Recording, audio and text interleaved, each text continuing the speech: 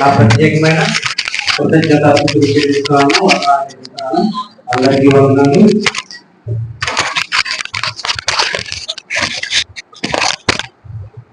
ఈ సమయంలో మనం అందరం కూడా దేవుని యొక్క వాక్యంలోకి వెళ్దాం.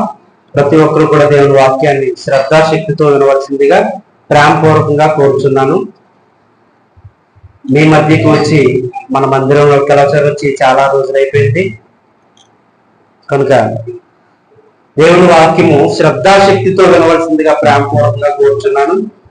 చిన్న ప్రార్థన చేసుకుని దేవుని యొక్క వాక్యంలోనికి మనం అడుగు పెడతాం. దయచేసి అందరూ కూడా తలలు ఉంచి ప్రార్థన చేసుకుని వాక్య ధ్యానంలోనికి మనం అడుగు పెడతాం. మహాగణుడు, మహోన్నతుడు, సర్వశక్తుడు, సర్వాధికారి అయిన మా ప్రియ పరలోక తండ్రి, నీ ఘనమైన శ్రేష్టమైన అతి పవిత్రమైన నామానికి స్తుతులు స్తోత్రాలు చెల్లిస్తున్నాం ప్రభా.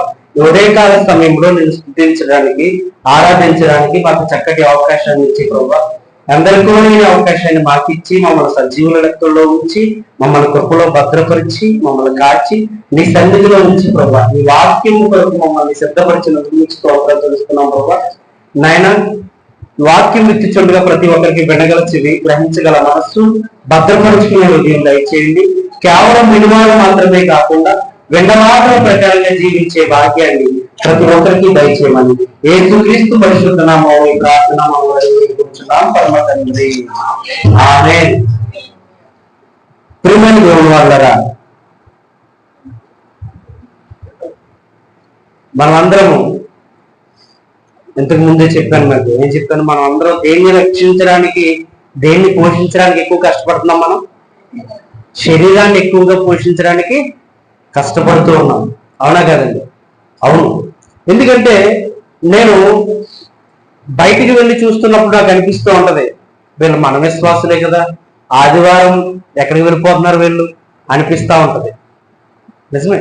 కొంతమంది పనికి వెళ్ళిపోయేవారు, ఉద్యోగానికి వెళ్ళిపోయేవారు, ఫంక్షన్కి వెళ్ళిపోయేవాళ్ళు, లేకపోతే ఇలా ఎక్కడికో దుక్కులకి వెళ్ళిపోయే వాళ్ళు ఉన్నారు. ఈ రోజు ఆదివారం నేను ఎక్కడ కనపడాలి? దేవుని సన్నిధిలో కనపడాలనే ఆలోచన ఎందుకు ఉండట్లేదు అంటే నాకు ఆశ్చర్యం అనిపిస్తూ ఉంటుంది. దేవుని నమ్ముకుని మనం అందరం రక్షణ తీసుకుని ఆయన మార్గంలో నడుస్తున్న వారం కనుక మనం ఎప్పుడు ఎక్కడ కనపడాలంటే దేవుని మందిరంలో కాపాడాలి. నిజమే. దావీదు గారి దినమునికి ఎన్నిసార్లు ప్రార్థన చేశారు, స్తుతించారు? 7 మార్లు. నిజమే, 7 మార్లు ఆయన స్తుతించారు.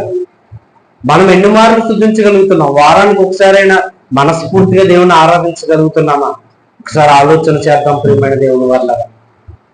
మన దగ్గర ఉన్న జీవ గ్రంథము చాలా విలువైన గ్రంథం. ఈ గ్రంథానికి గల పేరేం పేరండి? పరిశుద్ధ గ్రంథము, జీవ గ్రంథము. ఇంకా మనం బైబిల్ అని కూడా, బైబిల్ అని అంటాం. మనం దీన్ని జీవ గ్రంథం అని పిలుస్తాం. జీవ గ్రంథం అని ఎందుకు పిలుస్తామంటే ప్రియమైన దేవుని వాళ్ళరా, మనకి జీవం కలుగు చేసే గ్రంథం కాబట్టి జీవ గ్రంథం, అవునా? ఈ రోజున ఒక మనిషి, చనిపోయిన మనిషి బ్రతకాలంటే ఏ పుస్తకం వల్ల కూడా అది అవదు. అది ఏ పుస్తకం వల్ల అవుద్దంటే జీవ గ్రంథం వల్లే అవుతుంది కేవలం. అందుకే దేవుడు దీనికి ఏం పేరెట్టాడంటే జీవ గ్రంథము. మరి ఈ జీవ గ్రంథంలో ఆది కాండం నుండి ప్రకటన గ్రంథం వరకు చాలా మంది భక్తుల పేరు ప్రస్తావించబడింది, రాయబడింది. ప్రతి ఒక్క భక్తుని చరిత్ర దీంట్లో రాయబడింది. ఆది కాండంలో ఆదాము గారి దగ్గర నుంచి కయ్యేలు, ఏబేలు, అబ్రహాము, ఇస్సాకు, యాకోబు, యేసేపు గారు, నోవాహు గారు, లోతు గారు, ఇలాగా అందరి గురించి, యోబు గారు, యెషయా గారు, ఇర్మియా గారు, ఇలాగా చాలా మంది భక్తుల పేర్లు ఏ గ్రంథమందు రాయబడ్డాయి? చెప్పండి, ఏ గ్రంథమందు రాయబడ్డాయి? జీవ గ్రంథమందు రాయబడ్డాయి. ఈ రోజున మన పేర్లు జీవ గ్రంథమందు రాయబడాలి. అంటే జీవ గ్రంథం అంటే ఈ జీవ గ్రంథంలో మన పేర్లు రాయబడడం కుదురుతుందా? చెప్పండి, ఈ జీవ గ్రంథంలో మన పేర్లు రాయబడడం కుదురుతుందా? కుదరదు. కావాలంటే మనకు ఒక కొత్త పుస్తకం కొనుక్కుంటామండి, దాంట్లో మన పేరు రాసుకుంటామండి.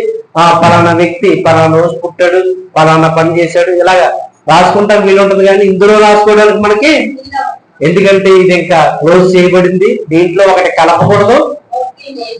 అంతేగాని నేను కలుపుతాను, నా చరిత్ర ఎక్కిస్తాను అంటే కుదరదు. దేవుడు పరిశుద్ధాత్మ ప్రేరణతో సుమారు ఇంచుమించు 42 మంది ప్రవక్తల చేత పరిశుద్ధాత్మ ప్రేరణతో రాయబడిన గ్రంథమే ఈ జీవ గ్రంథం. ఈ జీవ గ్రంథంలో మన పేర్లు రాయబడడం అసంభవం, అసాధ్యం, ఇంకా అందులో రాయకూడదు. కానీ మనకంటూ ఒక జీవ గ్రంథం ఉందని, అందులో మన పేర్లు రాయబడాలని ఎంతమందికి తెలుసు? తెలిసిన వారు చేతులు పైకెత్తండి. నిజమే, మనందరికీ తెలియని విషయం, మన పేరు జీవ గ్రంథంలో రాయబడాలి, రాయబడి ఉండాలి. రాయబడిన పేరు చెరిపేయకూడదు. దేవుడు ఏం చేయకూడదు? చెరిపేయకూడదు. మనము మన పేరు ఎక్కడ రాయబడాలని చూస్తామంటే ఈ లోకంలో అండి, ఎన్నికలు జరుగుతున్నాయనుకో, వాటర్ లిస్ట్ లో మన పేరు ఏం చేయబడాలి? ఉండాలి. నిజమే, వాటర్ లిస్ట్ ఎత్తుకుంటాం, అందులో మన పేరు రాయబడిందా లేదా, మనకి అందులో పేరు రాయబడిందా లేదా, రేషన్ కార్డులో పేరు రాయబడిందా లేదా, లేకపోతే ఇంకెక్కడ ఈ మధ్యలో పథకాలు వస్తుంటాయి మనకి, రాయితీలు గవర్నమెంట్ నుంచి ఏమవుతాయి మనకి? పథకాలు, అమ్మఒడి కానివ్వండి, లేకపోతే తల్లికి వందనం కానివ్వండి, లేకపోతే ఇలా రకరకాల పేర్లతో చాలా పథకాలు మనకు వస్తూ ఉంటాయి. ఆ పథకాలకు మన అర్హులు అయితే అందులో పేర్లు రాయబడినవా లేదా, వెంటనే వెళ్ళి పంచాయతీ దగ్గరికో లేకపోతే మీ సేవ దగ్గరికో వెళ్ళిపోయి అండి ఈ లిస్ట్ లో నా పేరుందా అని చూసుకుంటాం. 10th క్లాస్ ఎగ్జామ్ అనుకో, అక్కడ ఆ లిస్ట్ లో నా పేరుందా? 10th క్లాస్ పాస్ అయిన తర్వాత ఆ లిస్ట్ లో నా పేరుందా? చూసారా, మన పేరు ఎక్కడెక్కడ రాయబడాలో ఈ లోకంలో మనం ఎంతో ఆలోచిస్తాం. రేషన్ కార్డులో పేరుందో లేదో ఆలోచిస్తాం, లేకపోతే పలానా చోట జనాభా లెక్కల్లో మన పేరుందా లేదా ఆలోచిస్తాం. అంటే మనకి ఏదైనా సర్టిఫికెట్ ఉందా లేదా, పలానాది ఉందా, మన పేరు అందులో రాయబడిందా, మన పేరు కరెక్ట్ గా ఉందా లేదా అనేది కూడా మనం ఏం చేస్తూ ఉంటాం? చాలా ఆలోచిస్తాం. ఈ మధ్యన డేట్ ఆఫ్ బర్త్ సర్టిఫికెట్ అని వచ్చిందండి. ఆ date of birth certificate compulsory పుట్టిన వెంటనే ఏం చేయాలి? మనం అది తీసుకోవాలి, అది కరెక్ట్ గా తీసుకోవాలి. మనం అప్పుడే పేరు పెట్టేసుకోవాలి. ఆ పేరు ప్రకారం ఏమవుతుంది? డేట్ ఆఫ్ బర్త్ సర్టిఫికెట్ వస్తుంది, అంటే జనన ధృవీకరణ పత్రం. అందులో మన పేరు నమోదు చేయబడితే ఆటోమేటిక్ గా జనాభా లెక్కల్లో మన పేరు ఏమైపోద్ది? నమోదు కాబడుతుంది. నిజమే, అంటే అందులో పేరు కరెక్ట్ గా ఉండాలి. ఫస్ట్ ఎక్కించేటప్పుడే పేరు ఎలా ఎక్కించాలి? కరెక్ట్ ఎక్కించుకోవాలి. ఇలా మనం ఆలోచిస్తూ ఉంటాం. ఆఖరికి డాక్రా గ్రూప్ లో కూడా మన పేరు ఏం చేయబడాలి? నమోదు కాబడాలి. ఎందుకంటే ఒకవేళ గవర్నమెంట్ దయచేసి ఎప్పుడైనా డాక్రా రుణం కొట్టేసాడు అనుకోండి, అందులో మన పేరు లేదనుకో, అలా గ్రూప్ లోనే మనం లేవనుకో, మనం ఏం కోల్పోతాం? చెప్పండి. డాక్రా రుణం తీసుకుంటాం. మరి మీకు అర్థమయ్యే రీతిలో నేను చెబుతూ ఉన్నాను, ముందుకు వెళుతూ ఉన్నాను. మనకి డాక్రా రుణం తీసుకున్నప్పుడు ఒక్కొక్కసారి గవర్నమెంట్ మనకి ఏం చేస్తా ఉంటుందంటే ప్రకటిస్తా ఉంటది, మీకు డాక్రా ఈ గ్రూప్ రుణం నేను కొట్టేస్తున్నాను అని ప్రకటించినప్పుడు అందులో కనుక మనం లేకపోతే మనకి వచ్చే డాక్రా రుణం ఏమైపోతే కొట్టబడదు. చూసారా, మనం ఎంతలా ఆలోచిస్తున్నాం? ప్రతి చోట ప్రతి దాంట్లో మన పేరు ఉండాలని ఎక్కువ ఆలోచిస్తూ ఉన్నాం. కానీ దేవుడి దగ్గర ఆయన సముఖంలో ఆయన యొద్ద ఒక జీవ గ్రంథం ఉందట. ఆ జీవ గ్రంథంలో మన పేరు ఉందని ఒక్కసారైనా ఆలోచించారండి? నిజంగా ఒక్కసారైనా ఆలోచించాలి మనం. ఎందుకంటే జీవ గ్రంథంలో పేరు లేదనుకోండి, మనం ఎక్కడికి వెళ్ళిపోతాం? పాతాళానికి జారిపోతాం, నరకానికి జారిపోతాం. ఇదేంటి, ఇంత కష్టపడి ఇంత బాప్తిసం తీసుకుని రక్షణలోకి అడుగు పెట్టి ఆయన ఎప్పుడు స్తుతిస్తూ ఆరాధన చేస్తూ మనం ఎక్కడికి వస్తే ఎంతలా చేస్తే నరకానికి జారిపోతాం ఏంటి? ఇదే పరిస్థితి. జీవ గ్రంథంలో పేరు లేకపోతే అంతే పరిస్థితి. ఒకసారి ఆలోచన చేద్దాం ప్రియమైన దేవుని వల్ల. ఈ లోకంలో రేషన్ కార్డులో పేరున్నా లేకపోయినా నో ప్రాబ్లం, ఎందుకంటే ఎలాగైనా బ్రతికేయచ్చు అండి. ఓటు గుర్తింపు కార్డులో మనకు పేరు లేదనుకోండి, మహా అయితే ఓటు వేయడం అంతే, అంతకు మించి మనకు ఫలితం ఏమీ లేదు.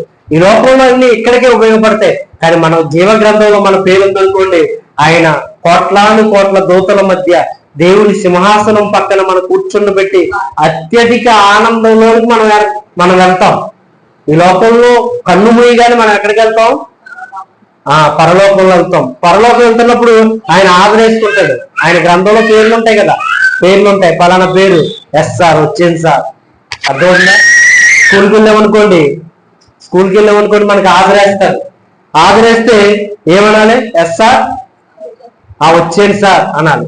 అట్టి రీతిగా ముందు అందులో పేరు ఉంటే మనకి SR చెప్పడానికి వెళ్ళడానికి మనకు అవకాశం ఉంటది. ఖచ్చితంగా మనము ఎక్కడ పేరు నమోదు కాబడాలంటే జీవ గ్రంథమందు పేరు నమోదు కాబడాలి. దీనికి జీవ గ్రంథంలో పేరు లేకపోతే అసలు ప్రాబ్లం ఏంటి అని ఒకసారి మనం ఆలోచించినట్లయితే ప్రకటన గ్రంథము 20వ అధ్యాయము ప్రతి ఒక్కరు పరిశుద్ధ గ్రంథం తెరిచి ప్రతి ఒక్కరు కూడా బైబిల్ తెరిచి దేవుని వాక్యం ధ్యానిద్దాం. ప్రకటన గ్రంథము 20వ అధ్యాయము 15వ వచనం. ఎవరి పేరైనను జీవ గ్రంథమందు రాయబడినట్టు కనబడని ఎడల వాడు అగ్నిగుండములో పడవేయబడును. చూసారంటే ఎంత, ఒకసారి ఆలోచించి నీ మాట చదువుతున్నప్పుడు భయం వేస్తుందా భయం వేయట్లేదా మీకు? చెప్పండి, భయం వేస్తుందా మీకు? భయం వేయాలి. దావీదు గారు అదేనారు, వాక్య భయం చేత నేను ఏం చేస్తున్నాను ఆయన హృదయమందు వాక్య భయం నిలిచిచున్నదన్నాడు. ఈ వాక్యం మన హృదయంలోకి వెళ్తున్నప్పుడు మనకి వాక్య భయం అనేది ఎక్కడ నిలబడాలి? హృదయం మందు నిలబడాలి. అదే చెబుతున్నాడు, ఎవరి పేరైనను. ఎవరి పేరైనను నిజమే. మనం అందరం అనుకుంటాం ఈ లోకంలో బాప్తిసం తీసుకున్నాం, మన పాత పేరు మార్చేసుకుని ఏ పేరు పెట్టేసుకున్నాం, కొత్త పేరు బైబిల్లో ఉన్న భక్తుల పేర్లు పెట్టేసుకున్నాం అండి అని అనుకుంటాం. అలా పెట్టేసుకున్నంత మాత్రాన వచ్చిన లాభం ఏమీ లేదు. మన పేరు ఎక్కడ ఉండాలి? అదే చెప్తున్నాడు, ఎవరి పేరైనను. అక్కడ మూల భాషలు అంటే కింద పుట్టినోట్లు చూడండి ఏమనుందో, ఎవడైనను. ఏమనుంది? ఎవడైనను. ఎవరైనా సరే ఎవరి పేరైనా సరే ఎక్కడ ఉండాలంటే జీవ గ్రంథమందు రాయబడి ఉండాలి. ఒకసారి ఆలోచన చేద్దాం ప్రియమైన దేవుడు. ఈ మాట చదువుతున్నప్పుడు చాలా ఆశ్చర్యం కలుగుతుంది, చాలా భయం కలగాలి మనకి. ఎందుకంటే చాలా భయం కలగాలి. ఎందుకంటే జీవ గ్రంథం మందు మన పేరు రాయబడకపోతే వాళ్ళు కనబడని వాడు ఎక్కడ పడిపోతాడు? అగ్నిగుండంలో పడవేయబడును. అగ్ని అసలు ఎవరిని పడేస్తారు? అగ్నిలో ఏం పడేస్తారు చెప్పండి? అసలు పనికిరానివన్నీ కూడా ఏం చేస్తారు? అగ్నిలో పడేస్తారు. అలా ఈ లోకంలో పనికిరాని ఇవేముంటాయి? చెత్త కూడా పనికి వచ్చేస్తుందండి. చెత్త ఏరుకునేవాడు వచ్చేస్తున్నాడు, ఆడు పట్టుకుని వెళ్ళిపోతున్నాడు. ఇంట్లో పాత పేపర్లు ఉన్నాయనుకోండి, న్యూస్ పేపర్లు కొంటాం, పాత ఇనప సామాన్లు కొంటామని వస్తున్నారా? అంటే అవి కూడా ఏమవుతున్నాయి? పనికి వస్తున్నాయి, వాళ్ళకి పనికి వస్తున్నాయి. చక్కగా పట్టుకుని వెళ్ళిపోతున్నాడు. దాన్ని ఏం కావాలో దాన్ని రూపు మార్చేసుకుంటున్నాడు. ఈరోజు నీవు నేను కూడా అంతకంటే విలువైన వారమా విలువలేని వారమా? విలువైన వారు. కానీ మన పేరు జీవగ్రంథం అందు ఏం చేయాలంట? కనబడాలి. అలా కనబడకపోతే అగ్నిగుండంలో వేసేస్తున్నాడు అన్నాడండి. అగ్నిగుండంలో వేసేస్తున్నాడండి. యేసుక్రీస్తు ప్రభువారు అంటారు, నేను నిజమైన ద్రాక్షవల్లిని, తీగలు మీరు నా యందు, మీరును నా మాటలను ఫలించాలి. ఒకవేళ ఫలించకపోతే ఏం చేస్తా అన్నాడు? ఫలించని ప్రతి తీగను తీసి పారవేస్తున్నాడు, అగ్నిగుండంలో పారవేస్తాడు తీసి. ఒకసారి ఆలోచన చేద్దాం ప్రియమైన దేవుని వాళ్ళ. ఎవరి పేరు ఎక్కడ ఉండాలట? జీవ గ్రంథం అన్నది. ఈ జీవ గ్రంథమందు పేరు మనకు ఎప్పుడు రాయబడిందో తెలుసా? ఎప్పుడు రాయబడింది? రక్షణ పొందినప్పుడు కాదండి, మనం అసలు ఈ భూమి మీదకి రాకముందే మనకి పేరు రాయబడి ఉంది. అయితే ఆ పేరు తుడిచిపెట్టిపోకుండా మనం కాపాడుకోవాలంతే. ఏం చేయాలి చెప్పండి? జీవ గ్రంథమందు మన పేరు ఎప్పుడు రాయబడిందంటే ఆయన ముందుగానే దేవుడు మన మీద నమ్మకంతో ముందే జీవ గ్రంథం ముందు పేరు రాసుకుని భూమి మీదకి పంపిస్తున్నాడు. భూమి మీదకి ఎలా పంపించిన తర్వాత మనము అపవాది తంత్రముల చేత పాపంతో నిండిపోయి లోకానికి లొంగిపోయి లోకాశంలో లొంగిపోయి పాపంలో పడిపోతే దేవుడు ఏం చేస్తాడు తెలుసా? మన పేరు ఏం చేస్తాడు? తుడిచేస్తాడు. అలా కాదు ప్రభువా, నాకు నీ కుమారుని రక్తం ద్వారా నేను కడగబడి పరిశుద్ధపరచబడి రక్షణ మార్గంలోకి వస్తే దేవుడు ఆ పేరుని ఏం చేయడు? తుడిచి వేయడు. దేవుడి నామానికి మహిమ కలిగి ఉంటాడు. హల్లెలూయా. అంటే శిష్యులట ఒక విషయం కోసం చాలా సంతోషిస్తున్నారంట, చాలా ఆనందపడుతున్నారట. ఎలా ఆనందిస్తున్నారట? ఒక మనిషికి లోపడుతున్నాడు అనుకోండి, సంతోషిస్తాడు. అవునా? ఒక యజమాని ఉన్నాడు, యజమాని కుటుంబం అంతా ఆ యజమానికి లోపడుతుంది అనుకోండి, ఆ యజమానికి సంతోషమా దుఃఖమా? లోబడితే సంతోషమే కదా. అలాంటిది శిష్యులు కదా దెయ్యాలే లోబడుతున్నాయట. ఎవరు లోబడుతున్నారు? దెయ్యాలు. అంటే చదువుదాం, లోకాసు వార్త 10వ అధ్యాయం 20వ వచనం. అయినను దెయ్యములు మీకు లోబడుచున్నవని సంతోషింపగా మీ పేర్లు పరలోకమందు రాయబడి ఉన్నవని సంతోషించిన వారితో చెప్పాను. శిష్యులు వచ్చారండి యేసుక్రీస్తు దగ్గరికి, అయ్యా దెయ్యాలు మాకు లోబడుతున్నాయి, మాకు దెయ్యాలు లోబడుతున్నాయి. దెయ్యాన్ని చూస్తే మనకి ఏమనిపిస్తుంది చెప్పండి? ఏం చేపిస్తుంది? భయపడతాం, అవునా కదా? దెయ్యాలు ఏమి లోకంలో దెయ్యాలు లేవు, అవి మనకు కనబడవు. ఎక్కడన్నా నల్లటి ఆకారంతో ఏ చెట్టు మీద మనకు కనబడింది అనుకోండి, మనం ఏమనుకుంటాం? భయపడిపోతాం. చిన్నపిల్లలు అయితే ముందే భయపడిపోతారు, బయటికి రావడానికే భయపడిపోతారు. దెయ్యాన్ని చూస్తే భయం, ఇంతకీ దెయ్యం ఉండదు, దెయ్యం ఉందన్న భ్రమే మనకి భయం. అటువంటిది ఈ శిష్యులు దెయ్యాలు మాకు ఏం చేస్తున్నాయట? లోబడుతున్నాయండి, లోబడుతున్నాయి, మాకు దెయ్యాలు లోబడుతున్నాయి, దెయ్యాలు మేము గర్దిస్తున్నాం, దెయ్యాలను వదిలిస్తున్నాం అని ఎంతో సంతోషించి అత్యానంద భరితులై వాళ్ళు యేసుక్రీస్తు ప్రభువారి దగ్గరికి వచ్చి ఈ విషయాన్ని చెబుతుంటే యేసుక్రీస్తు ప్రభువారు ఏమన్నారో తెలుసా? దెయ్యములు మీకు లోబడుచున్నామని సంతోషింపక. దేనికి సంతోషిస్తారు? దెయ్యాలు లోబడుతున్నాయని సంతోషిస్తున్నారా? దానికి కాదయ్యా మీకు సంతోషం. దేనికి ఉండాలో తెలుసా? మీ పేర్లు, పేతురు గారి పేరు, పౌలు గారి పేరు, స్టెఫన్ గారి పేరు, ఈ పేర్లన్నీ కూడా ఎక్కడ ఉండాలి? పరలోకమందు రాయబడి ఉన్నవని సంతోషించండి వారితో చెప్పాను. ప్రేమైన దేవుని వల్ల ఈ లోకంలో అల్పకాల సంతోషాలు మనకి సంతోషాలు కాదు. శిష్యులైతే అలా సంతోషించారు, మనం ఎలా సంతోషిస్తున్నాం చెప్పండి? ఈ లోకంలో చక్కని సంపాదన నాకుంది అని సంతోషించేవారు ఉంటారు, చక్కటి ఆస్తి, కూర్చుని తిన్నా తరగని ఆస్తి నాకుంది అని సంతోషించే వాళ్ళు ఉంటారు. లేకపోతే నాకు ఎంతో ఆరోగ్యం ఉంది, రాళ్ళు తింటే ఏమైపోతాయట? అరిగిపోతాయి అని సంతోషించే వాళ్ళు ఉంటారు. ఈ లోకంలో చాలా సంతోషాలు ఉంటాయి, చాలా సంతోషాలు. ఈ సంతోషాలన్నీ చెప్పడానికి సమయం లేదు, కానీ చాలా సంతోషాలు ఉంటాయి. కానీ వాటన్నిటి బట్టి మీరు సంతోషించక దేన్ని బట్టి సంతోషించాలట? పరలోకమందు మీ పేర్లు రాయబడి ఉన్నవని సంతోషించడని వారితో చెప్పిన ఈ రోజున నీకు నాకు మనందరికీ చెప్తున్నాడు. ఒకసారి ఆలోచన చేయండి, నా పేరుందా అని ఒక్కసారి కళ్ళు మూసుకుని మన గుడ్ల మీద చేసుకుని నా పేరు పరలోకంలో రాయబడి ఉందా అని ఒక్కసారి ఆలోచన చేస్తే మనకు అర్థమైపోతుంది. చాలా మందిని చూస్తే మనకి అర్థమైపోతుంటది. ఎలా ఉంటారు వాళ్ళు? కొంతమంది బయట ఎలా ఉంటారంటే క్రైస్తవ్యంలోకి వచ్చిన రక్షణ తీసుకున్న రక్షణ తీసుకోలేని వాడిగా ఉంటారు. సేమ్ అన్యుడు ఎలా ఉంటాడో, వాళ్ళు ఎలా తిరుగుతారో ఇతను అలాగే తిరుగుతారు, వాళ్ళు ఎలా చేస్తారో ఇతను అలాగే చేస్తాడు. లోకంలో అన్యుడు కూడా చేయలేని దారుణాలు ఒక క్రైస్తవుడు చేస్తా ఉంటాడు. అతను చూసినప్పుడు మనకు అర్థమైపోతూ ఉంటది ఎవరి పేరు ఉండదు, అతని పేరు ఎక్కడ ఉండదు? జీవగ్రంథం అందు ఉండదు. రాయబడి ఉన్న పేరు ఏమైపోతే తుడిచి వేయబడుతుంది అని ఎదుటివాళ్ళు చూస్తున్నప్పుడు మనకు అర్థమైపోతుంటది. అలాగే మనకు మనం పరీక్షించుకున్నా కూడా మనకు అర్థమైపోతుంది నా పేరుందా లేదా, నా పేరుందటవా, నా పేరుందా లేదా అని ఒకసారి మనకు ఆలోచించినట్లయితే, కళ్ళు మూసుకుని ప్రార్థించి మనం ఆలోచించుకున్నట్లయితే ఒకసారి మనకి అర్థమైపోతుంది నేను జీవగ్రంథమందు రాయబడినట్టు ఉన్నానా లేదా అని ఒకసారి ఆలోచించుకుని దేవా నా పేరు ఎట్టి పరిస్థితుల్లో మీరు తుడిచివేయకండి ప్రభువా, ఈ 2025లో నేను మీకోసం బ్రతుకుతాను, మీకోసం నేను ఆలోచిస్తాను, నా పేరు నేను నిలుపుకుంటాను. ఈ లోకంలో మన పేరు నిలుపుకున్నాం అంటారు, మన ప్రఖ్యాతి నిలుపుకున్నాం అంటారు, మన పలుకుబడి నిలుపుకున్నాం అంటారు. అర్థమవుతుందా మీకు? అట్టి రీతిగా మీరు నా మీద నమ్మకంతో నా పేరు రాసుకున్నారు కదా ప్రభువా, మీ పేరు నేను ఏం చేస్తాను? నిలబెడతాను. దేవుని నామానికి మహిమ కలుగుగాక. అంటే ఈ భూమి మీదకి వచ్చిన ప్రతి మనిషి గురించి ఆయన ఎక్కడ రాసుకున్నాడు తెలుసా? తన గ్రంథములో రాసుకున్నాడు. చాలా మంది డైరీస్ రాస్తూ ఉంటారు. నా పేరు రాసుకుని ఆ పేరు రాసుకుని ఈ రోజు నేను ఏం చేశాను, మరుసటి రోజు నేను ఏం చేశాను, ఈ రోజు నేను ఎన్ని ప్రయాణాలు చేశాను, నేను ఈ రోజు ఎవరితో కలిసి ఉన్నాను, ఎవరితో మాట్లాడాను, ఇలాగా డైరీ రాసుకుంటూ ఉంటారు చాలా మంది. పూర్వం, ఇప్పుడు రాసుకుంటలేదేమో కానీ పూర్వం రాసుకుంటూ ఉండేవారు.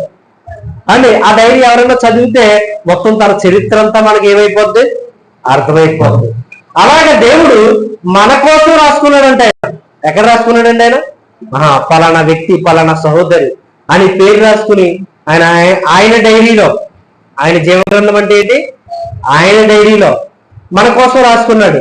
మనము మనకి నచ్చిన రీతిలో రాసుకుంటాం. దేవుడు తనకిష్టమైనట్టుగా దేవుడు మంచిగానే రాస్తాడు. దేవుడికి నచ్చినట్టు అంటే ఎలా రాస్తాడు? మనం చెడిపోవాలని రాస్తాడా, బాగుండాలని రాస్తాడా? చెప్పండి. బాగుండాలని రాస్తాడు. ప్రియ బిడ్డ, నువ్వు తిరిగి మరలా నా దగ్గరికి రావాలనే రాసుకుంటాడు ఆయన. అలా రాసి పంపించాడంట. అసలు మనకి ఎన్ని దినాలు ఉన్నాయో కూడా ఆయన రాసుకున్నాడట.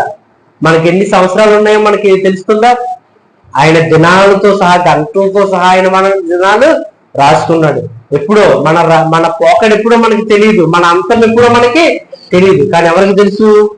దేవునికి తెలుసు. కీర్తనల గ్రంథము 139వ అధ్యాయము 16వ వచనం మనం చూసినట్లయితే, ప్రతి ఒక్కరు కూడా పరిశుద్ధ గ్రంథాన్ని తెరిచి దేవుని మాటలు శ్రద్ధగా ఆలకించండి. ప్రతి ఒక్కరు కూడా గ్రంథాన్ని తెరవండి. కీర్తనల గ్రంథము 139వ కీర్తన 16వ వచనం. నేను పిండముడై ఉండగా నీ కన్నులు నన్ను చూచెను.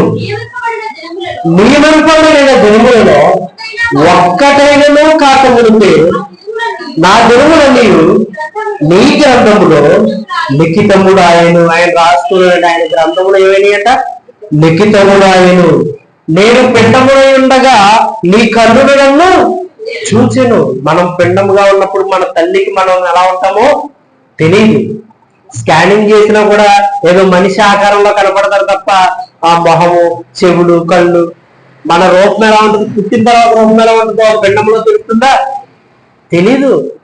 కానీ ఎవరికి తెలుసా? నువ్వు ఎలా ఉంటావో ఆయనకి తెలుసు. నువ్వు ఎప్పుడు బయటకు వస్తావో ఆయనకి తెలుసు. గర్భంలో నుంచి ఎప్పుడు బయటకు వస్తావో ఆయనకి తెలుసు. ఈ భూమి మీద ఎన్ని సంవత్సరాలు బ్రతుకుతావో ఆయనకి తెలుసు. తిరిగి ఆయన దగ్గరికి చేరతావో లేదో కూడా ఎవరికి తెలుసు? ఎందుకంటే ఆయన రాసుకున్నాడు. నీ గురించి ఎక్కడ రాసుకున్నాడు? ఆయన గ్రంథంలో రాసుకున్నాడు. ప్రియమైన దేవుడు అన్నారా? అందుకే చెప్తున్నాడు, నేను పిండములై ఉండగా, దావీదు గారు అన్నారు, నేను పిండములై ఉండగా నీ కన్నులను చూచెను. నియమింపబడిన దినములలో అంటే ఇంకా నియమించడం. గర్భములో మనం ప్రారంభం కాక మునిపే ఎవరికి తెలుసు అంటే ఆయనకి. అంటే మీకు అందరికి అర్థం అవ్వాలి. ఆయన ఎప్పుడు రాసుకున్నాడో తెలుసా? మనం ఇంకా గర్భంలో పడకుండానే మన గురించి ఆయన రాసుకున్నాడు. మన దినాలు రాసుకున్నాడు, మన పేరు రాసుకున్నాడు, మన గురించి అంతా రాసుకున్నాడు. కానీ ఆయన రాసుకున్న రీతిగా మనం బ్రతకపోతే రాసుకున్నదంతా ఆయన ఏం చేస్తాడు? చెరిపేస్తాడు. అవునా? ఒకసారి ఆలోచన చేద్దాం. ఆయన రాసుకున్న రీతిగా మనం బ్రతకకపోతే మన పేరు ఏం చేస్తాడైనా? మన గురించి రాసుకుంటాడు. నా బిడ్డ 60-70 సంవత్సరాలు నా కొరకు నీతిగా బ్రతుకుద్ది, నా గురించి తెలుసుకుంటది. ఎవరో ఏ దైవజనుల ద్వారానో, ఏ సువార్త ద్వారానో నా గురించి తెలుసుకుంటది. నా కోసం బ్రతుకుతుంది, రక్షణలోకి వస్తుంది, అపవాదం నిలుస్తుంది, ఖచ్చితంగా నా దగ్గరికి చేరుకుంటుందని మన మీద నమ్మకంతో ఆయన రాసుకుంటాడు. ఆ రాసుకున్నవన్నీ కూడా మన బ్రతుకు ద్వారా మనం ఏం చేస్తున్నాం? చెరిపి వేస్తామేమో. ఒకసారి ఆలోచన చేయండి ప్రియమైన దేవుని వల్ల.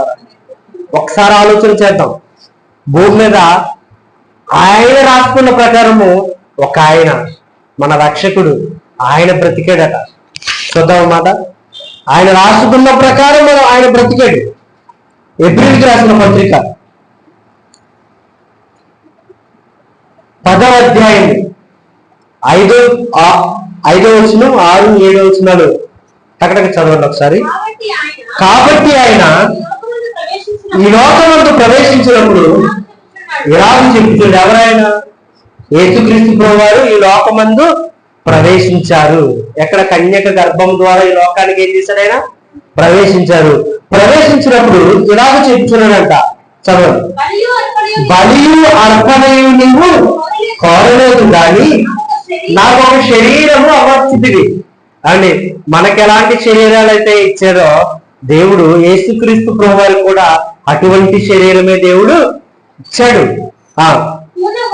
పూర్ణ హోమములను, పాప పరిహారార్థ బలులను నీకు ఇష్టమైనవి కావు. అప్పుడు నేను గ్రంథపు చుట్టలో నాడంతా అర్థం చేసుకోవాలి. గ్రంథపు చుట్టలో నన్ను గూర్చి రాయబడిన ప్రకారము దేవా నీ చిత్తము నెరవేర్చుటకు ఇదిగో నేను వచ్చి ఉన్నానంటే దేవుని నామానికి మహిమ కలుగును గాక. ఈ రోజున మనం ఒకసారి ఆలోచన చేద్దాం. దేవా నీ గ్రంథంలో రాసుకున్న రీతిగా నీ చిత్త ప్రకారం నేను వచ్చి ఉన్నానని మనం చెప్పగలిగే స్థితిలో ఉన్నామా? యేసుక్రీస్తు ప్రభువారు అదే చెప్తున్నారు. నీ గ్రంథపు చిత్తులో రాసుకున్న ప్రకారం, రాయబడిన ప్రకారము దేవా నీ చిత్తము నెరవేర్చుటకు నేను ఇదిగో నేను వచ్చి ఉన్నానంటిని. అంటే యేసుక్రీస్తు ప్రభువుల వారు ఎవరి చిత్త ప్రకారం భూమి మీద జీవించారు? తండ్రి చిత్త ప్రకారం ఆయన జీవించారు. ఆయన రాసుకున్నాడు యేసుక్రీస్తు ప్రభువారి గురించి, నా కుమారుడు, నా ప్రియ కుమారుడు భూమి మీదకి వెళ్తాడు. ఆయన అపవాది చూపించిన ఆశలకైనా లొంగిపోడు. అపవాది వచ్చిందంట, సాతాను వచ్చి పై ఎత్తులు కొండల పైకి తీసుకెళ్లిపోయి ప్రపంచం మొత్తాన్ని చూపించిందంట. ఈ లోకాన్ని మొత్తం చూపించి, ఈ లోకం అంతా నాదే, నువ్వు నా కాళ్ళకి మొక్కు, ఈ లోకాన్ని అంతా ఏం చేస్తాను నీకు అప్పగిస్తాను అందట. అప్పుడు యేసుక్రీస్తు ప్రభువారు తండ్రి అయిన దేవునికి తప్ప ఎవరికి నేను మొక్కను అన్నాడు. ఆయన మొక్కకూడదని వాక్యంలో ఉంది, నేను మొక్కను అన్నాడు ఆయన. అంటే అపవాది మాటను ఏం చేశాడు? ఆయన ఎదిరించాడు, అపవాదిని త్రోసి వేశాడు, ఆ మాట ద్వారా త్రోసి వేశాడు. సాతాను ఏం చేసింది తెలుసా? ఎలాగైనా యేసుక్రీస్తు ప్రభువారిని శోధించాలి, ఎలాగైనా శోధించి ఆయన పాపంలో పడవేయాలి, ఎలాగైనా పడగొట్టేయాలి అనుకుంది. కానీ యేసుక్రీస్తు ప్రభువారు అపవాది ఆశలకు ఏం చేయలేదైనా లొంగిపోడు. ఈ రోజున నీ దగ్గరికి నా దగ్గరికి అపవాది వస్తాడు. నువ్వు వాక్యం వెనుకు, నువ్వు ఆదివారం ఎక్కడికైనా వెళ్ళిపో, ఫంక్షన్కి వెళ్ళిపో, లేకపోతే నీ పని నువ్వు చూసుకో. చర్చిలో ఏం చెప్తారు? 4 పాటలు పాడతారు, మహా అయితే ఏదో వాక్యం మనకి చెప్తారు. ఎప్పుడు చెప్పే వాక్యాలే కదా, కొత్తగా ఏం చెప్పరు కదా అని ఏదో రకంగా మన అపవాది ఏం చేస్తుందంటే మాయ చేస్తూ ఉంటది. అని దేవుడు ఏం చేస్తాడు? నా ప్రియ బిడ్డ, నువ్వు లోకంతో సహవాసం చేయొద్దు బిడ్డ, ఇక్కడికి వచ్చే ఆయన సన్నిధిలోకి వచ్చే ఆయన సంఘంలో సహవాసులతో సహవాసం చేయి, కలిసి ప్రార్థన చేయి, కలిసి పాట పాడు, ఆయన ఆరాధించు, స్తుతించు. చక్కగా దేవుడు నీతో మాట్లాడే మాటలు హృదయపూర్వకంగా నువ్వు విన్నాయన. ఆ మాట ద్వారా నువ్వు ఏమవుతావంటే బాగుపడతావు, ఎప్పుడు చెడిపోవు. ఏదో కొత్త మాట నీ హృదయాన్ని పట్టుకుంటుంది నాయన. నువ్వు ఎప్పుడు దేవునితోనే ఉండాలి, దేవుని దగ్గరగా ఉండాలని దేవుని వాక్యం మనల్ని బలవంతం పెడతా ఉంటది.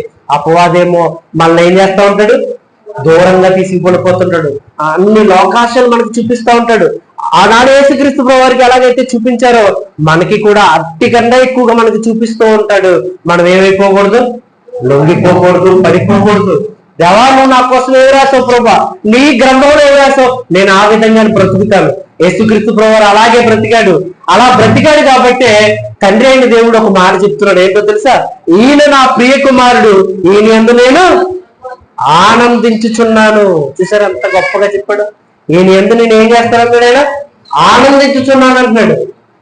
ఆది కాండం మొదలుకొని ప్రకటన గ్రంథం వరకు భూమి మీదకి వచ్చిన మనుష్యులకి ఎప్పుడూ చెప్పని మాట ఒక మాట చెప్పాడండి. ఈయన యందు నేను ఆనందించుచున్నాను. ప్రారంభంలో అబ్రహాము గారితో చెప్పాడు. ఏం మాట తెలుసా? ఈయన నా స్నేహితుడు అన్నాడు. మోషే గారితో ఒక మాట అన్నాడు. ఏమన్నాడు తెలుసా? నా ఇల్లంతటిలో అతను నమ్మకస్తుడు అన్నాడు. అంటే దావీదు గారిని ఏమన్నాడు తెలుసా? ఈయన నా ఇష్టానుసరమైన మనుష్యుడు అన్నాడు. యోసేపుని ఫలించడు కొమ్మ అన్నాడు. ఇలాగా దేవుడు ఆయన రాసుకున్నాడు. రాసుకున్న రీతిగా వాళ్ళు ఏం చేశారండి? బ్రతికారు. యోసేపు గారు ఉన్నారండి, ఆయన రాసుకున్న రీతిగా బ్రతకలేకుండా ఉన్న క్షణాలు వచ్చాయా లేదా? వచ్చాయి. అన్నదమ్ములు ఉన్నారు, అన్నయ్యలు ఉన్నారు, తమ్ముడిని ఏం చేశారు? గోతులో పడేశారు. అయినా నా దేవుడు నా కోసం ఏ రాశాడు? తగ్గించుకోమని రాశాడు. బాధపడకూడదు, తర్వాత ఏం జరుగుద్ది అదే జరుగుద్ది అనుకున్నాడు. ఆయన ఎలా రాసుకున్నాడు అలాగే బ్రతకాలి. ఆయన ఏం రాసుకున్నాడు? అలాగే బ్రతకాలనుకున్నాడు యేసేపు గారు. ఒకానొక రోజు ఎక్కడికి వెళ్ళిపోయాడు?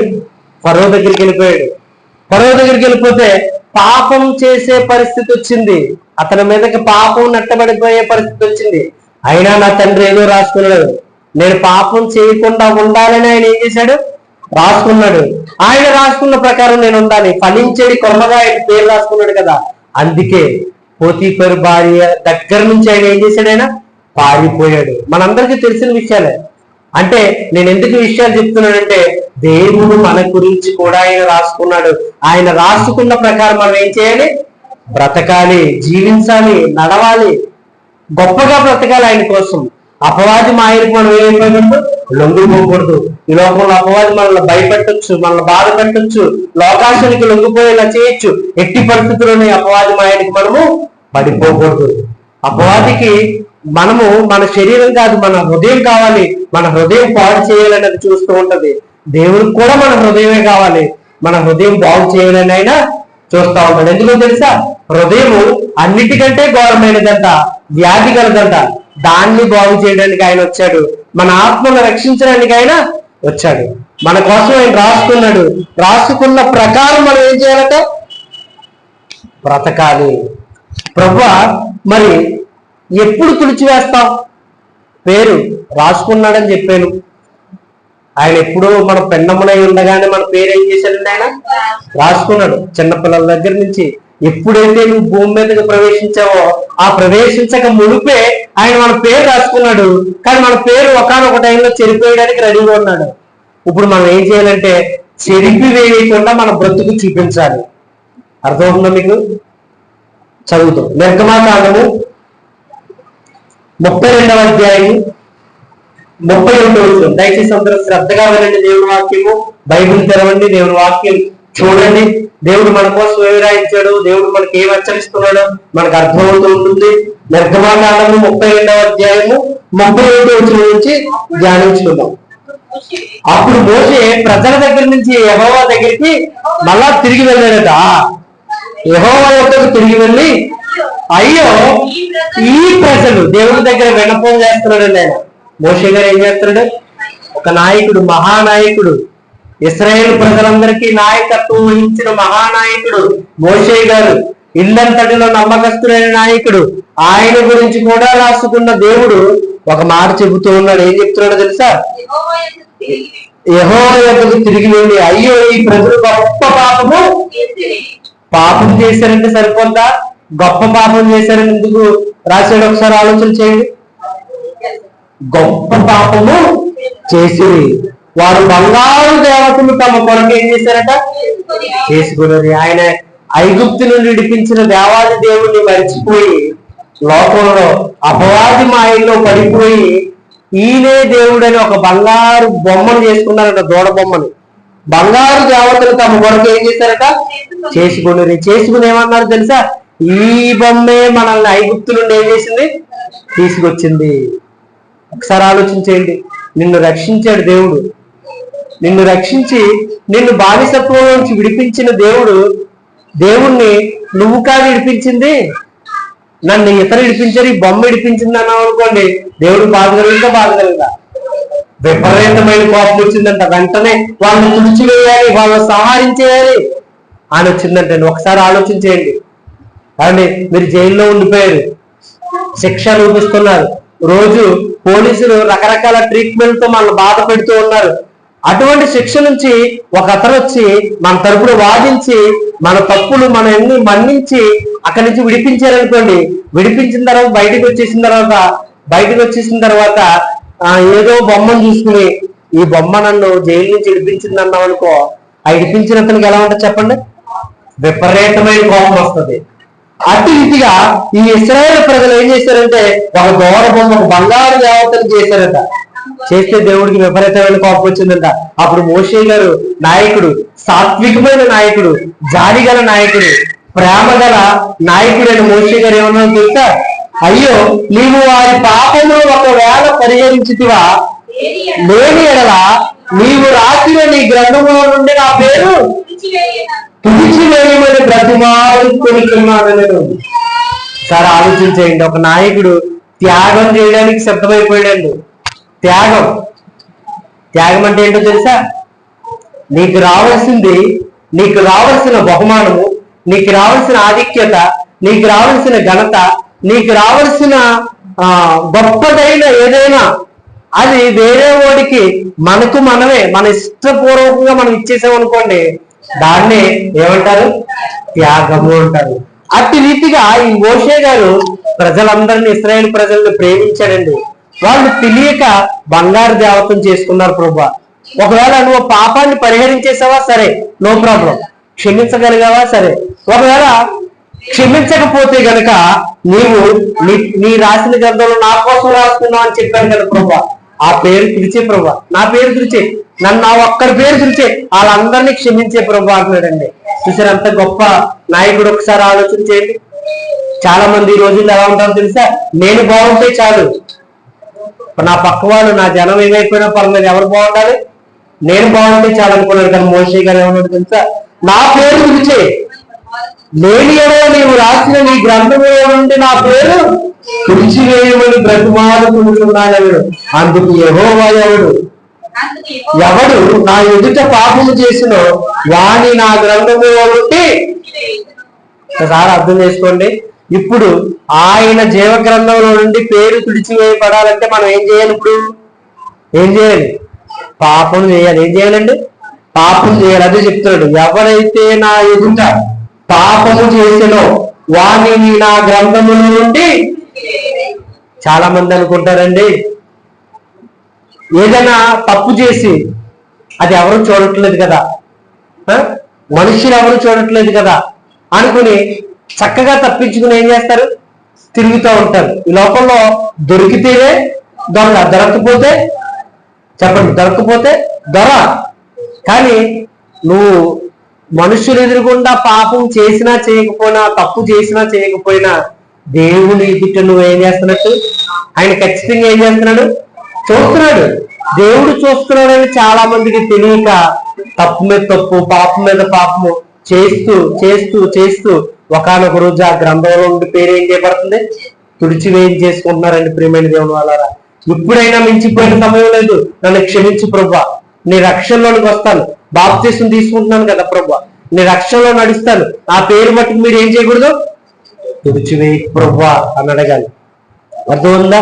యెహోవా ఎవడు నా ఎదుట నుండి పాపము చేసినో వాణ్ణి నా గ్రంథములో నుండి తుడిచివేయబడును.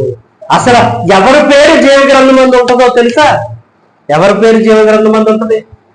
తుడిచివేయ తర్వాత ఎవరి పేర్లు ఉంటుందంటే, ఫిలిప్పీయులకు రాసిన పత్రిక 4వ అధ్యాయం 3వ వచనం. ముగించుకుందాం దయచేసి అందరూ కొద్ది ఆసక్తితో శ్రద్ధగా వినండి. ఫిలిప్పీయులకు రాసిన పత్రిక 4వ అధ్యాయము 3వ వచనం. అవును, నిజమైన సహకారి ఆ స్త్రీలు క్లెమెంతుతోను నా ఇతర సహకారులతోను సువార్త పనిలో నాతో కూడా ప్రయాసపడిన వారు గనుక వారికి సహాయం చేయమని నేను వేడుకొనుచున్నాను. ఆ సహకారుల పేర్లు జీవగ్రంథమందు రాయబడి ఉన్నది. చూసారా, ఎవరి పేర్లు జీవగ్రంథమందు రాయబడి ఉంటాయి? ఎవరైతే దేవుని పని కొరకు సహాయం చేస్తారో. అర్థమైందా మీకు? ఎవరైతే దేవుని పని, నేను రక్షించబడ్డాను, నేను బాప్తిసం తీసుకున్నాను, మారు మనసు పొందాను, రక్షించబడ్డాను, చక్కగా ఆయన సన్నిధిలో సాగుతున్నాను, అట్లాగే నాకులాగే ఒక్క పాపి మారు మనసు పొందాలి అంటే మనం ఏం ప్రకటించాలి? వాళ్ళకి సువార్త ప్రకటించాలి. ఆ సువార్త ప్రకటించాలంటే కొంచెం ఖర్చుతో కూడుకున్న విషయం కాబట్టి ఎవరైతే ఆ ఖర్చును భరించి, ఎవరైతే వాళ్ళకి సహకారముగా ఉండి, ఎవరైతే ఈ స్వార్థ పనిలో ఉంటారో వారి పేర్లు ఎక్కడ రాయబడతాయట? జీవ గ్రంథమందు రాయబడి ఉంటుంది. ఒకసారి ఆలోచన చేయండి. నేను మాత్రమే బాగుంటే చాలు, నేను రక్షించబడ్డాను అది చాలు అనుకునే స్థితిలో ఉన్నారా? లేకపోతే నేను రక్షింపబడిన ప్రకారము నా సహోదరులు, నా బంధువులు, నా ఊరి ప్రజలు అందరూ రక్షింపబడాలి కనుక నేను ఎంతో కొంత నేను కష్టపడాలి అనుకునే స్థితిలో ఉన్నారా? ఒకసారి ఆలోచించేయండి. ఎవరి పేరు రాయబడి ఉంటుందట? చెప్పండి, ఎవరి పేరు రాయబడి ఉంటుంది? సువార్త పనిలో సహకారుల యొక్క పేర్లు రాయబడి ఉన్నవి. ఒకసారి ఆలోచన చేద్దాం ప్రియమైన దేవుని వల్ల. దేవుడు ఒకవేళ మన పేరు తుడిచివేయబడితే మన పరిస్థితి ఏంటి? తుడిచేసిన తర్వాత రాయడానికి అవకాశం ఉండదు. కానీ ఎదురు చూస్తున్నాడు ఆయన, తుడిచేయనా ఉంచనా, తుడిచేయనా ఉంచనా. సార్ ఆలోచన చేయండి. ఈరోజు పరిశుద్ధాత్మ దేవుడు మీతో, నాతో, మనందరితో మాట్లాడుతున్నాడు. ఆయన దగ్గర ఒక గ్రంథం ఉందట. భయపడండి ప్రజలారా, ఆయన దగ్గర ఒక గ్రంథం ఉందట. ఆ గ్రంథంలో ఆయన పేరు రాసుకున్నాడట, మన పేర్లన్నీ. తుడిచేయడానికి రెడీగా ఉన్నాడు. ఎందుకంటే మన ప్రవర్తనను బట్టి, మన స్థితిని బట్టి, మన లోకంలో ఆయన ఎదుట చేస్తున్న పాపాన్ని బట్టి మన పేరు ఏం చేస్తున్నాడంటే ఆయన తుడిచేస్తున్నాడట. కానీ అటు రీతిగా తుడిచివేయకుండా మనం ఒకసారి ఆలోచన చేద్దాం. ఇప్పుడైనా మారు మనసు పొందుదాం. ఇప్పుడైనా దేవుని ఎదుట నిష్కలంకంగా నిలబడదాం. ప్రభువా, నా పేరు మాత్రం మీరేం చేయొద్దు, తుడిచివేయద్దు ప్రభువా, నా పేరు అట్లాగే ఉంచండి.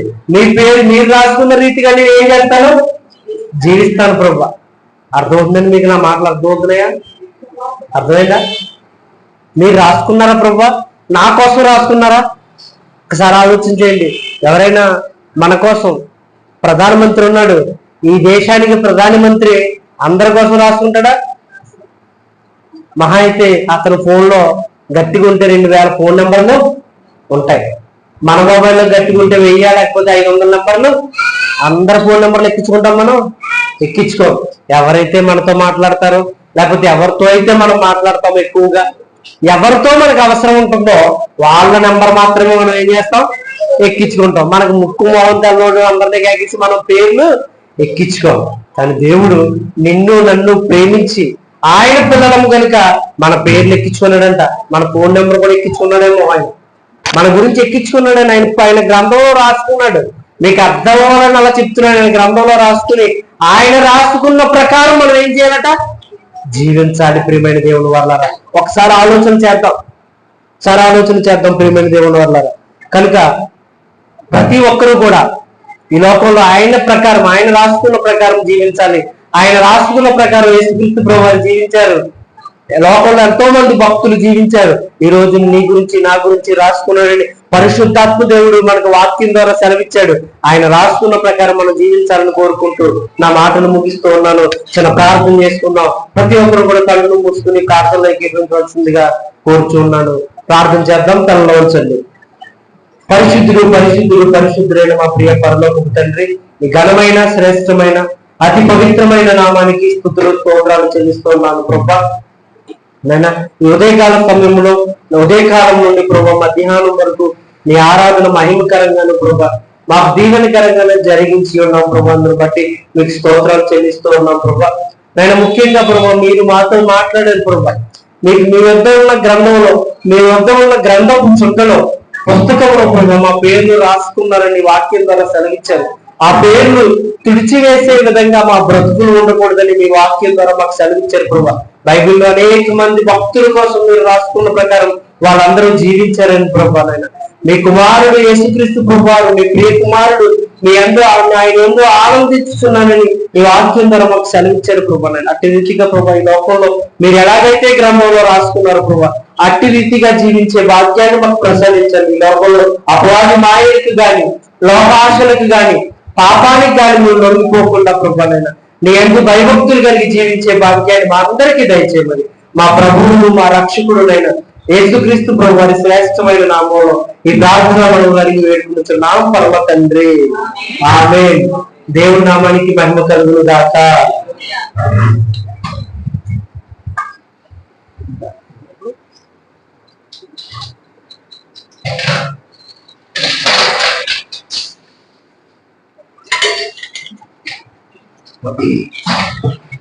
ఈ సమయంలో ప్రాణులు పెట్టే సమయం కాబట్టి